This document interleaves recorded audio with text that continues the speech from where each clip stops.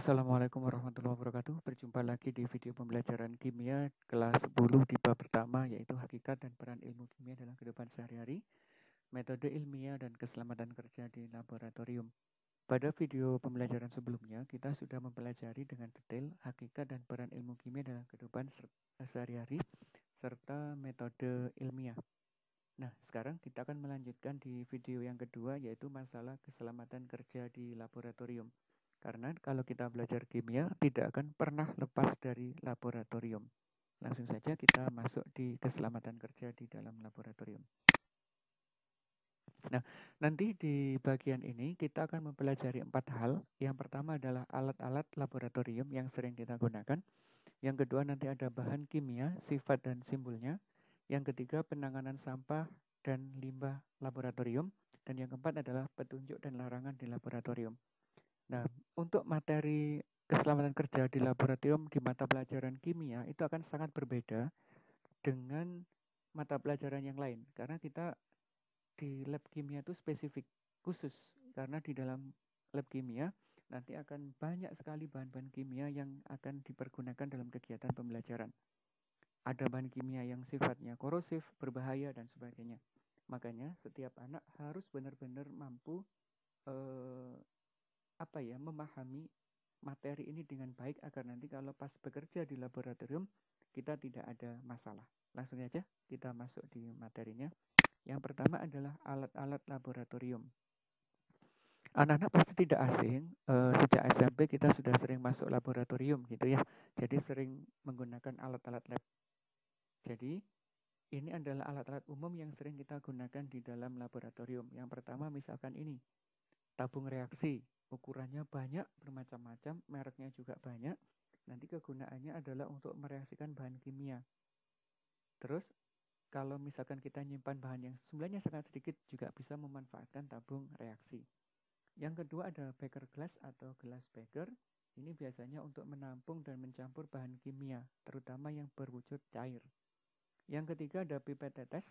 Ini nanti berfungsi untuk mengambil larutan dalam volume yang sedikit. Kemudian ada gelas ukur. Ini tujuannya untuk mengukur volume larutan dengan ketelitian yang lumayan tinggi. Ini ada yang ukurannya kecil sekitar 5 mili hingga yang terbesar sekitar 500 mili. Itu ada semuanya.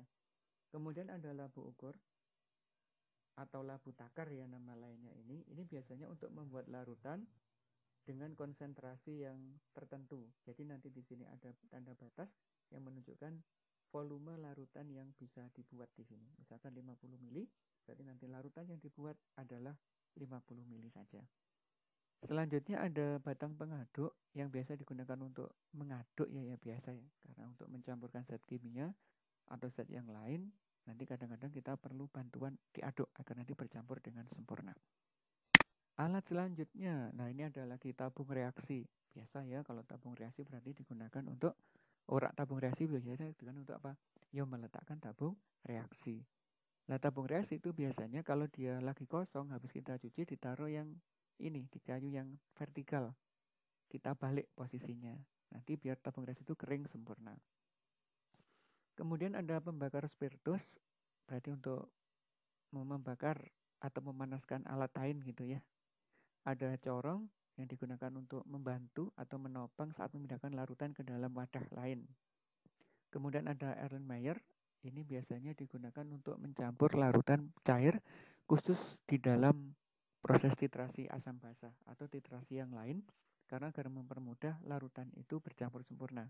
Terus juga tidak akan tumpah kemana-mana karena ini bentuknya tabungnya lubangnya di atas kecil, semakin ke bawah semakin membesar. Ada juga penjepit tabung, biasanya digunakan untuk memegang alat saat pemanasan, biar nanti kalau panas tidak sampai kena tangan kita.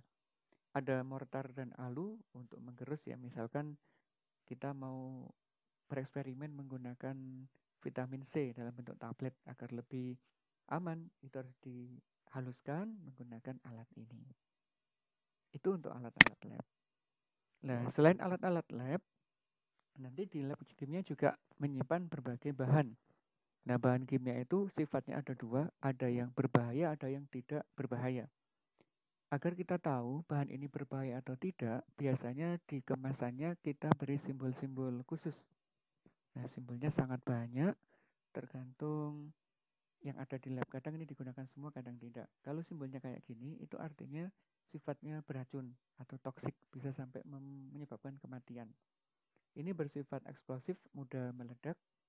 Kalau ini berarti mudah terbakar. Ini bersifat radioaktif, ini oksidator kuat, ini adalah bahan-bahan yang berbahaya. Umumnya kita kenal yang ini, misalkan di tangki truk Pertamina itu ya, di tangkinya pasti menempelkan logo ini. Artinya bahwa bahan yang dibawa di truk itu adalah bahan-bahan yang mudah terbakar. LPG, BBM itu mudah terbakar. Nah, selanjutnya ada yang bersifat korosif. Korosif itu berarti kalau kena tangan bisa menyebabkan luka yang sangat lumayan ini ya. Luka bakar dan sebagainya. Biasanya asam, basah itu bersifat korosif. Kemudian ada yang menyebabkan iritasi.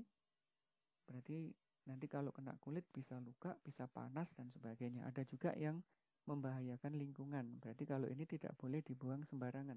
Harus ada treatment khususnya. Jadi nanti kalau kita bekerja di lab, tolong benar-benar diperhatikan terkait dengan simbol-simbol bahan ini. Agar selama bekerja nanti kita menjadi selamat. Tidak ada kendala sedikit pun. Nah, selanjutnya adalah bagaimana cara menangani sampah dan limbah laboratorium serta dalam keadaan darurat. Nah, seringkali ya kalau kita habis praktikum, bahannya dibuang sembarangan. Itu jangan sampai terjadi, terutama kalau kita bekerja di laboratorium kimia. Karena apa? Bahan-bahan yang kita gunakan tadi, sifatnya kayak apa kita harus tahu agar penanganannya lebih mudah.